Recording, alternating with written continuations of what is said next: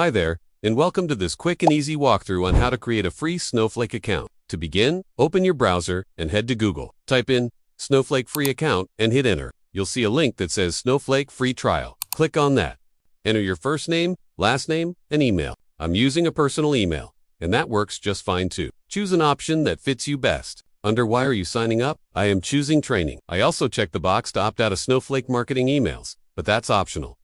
Then click continue. On the next page, select your Snowflake edition. I'm choosing Enterprise, since it's listed as the most popular version. Next, choose your web services cloud provider. This is where your Snowflake account will be hosted. You can pick from Microsoft, Google, and AWS. I'm choosing Microsoft Azure and selecting the West Europe region because I'm based in Stockholm, and it's good to keep my data close for faster performance.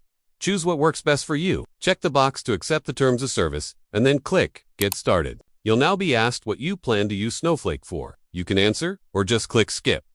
Same for the programming language. I select Python and SQL, but again, you can skip this if you want. Now click Submit. The activation link is valid for 72 hours. Go back to Google and open your Gmail.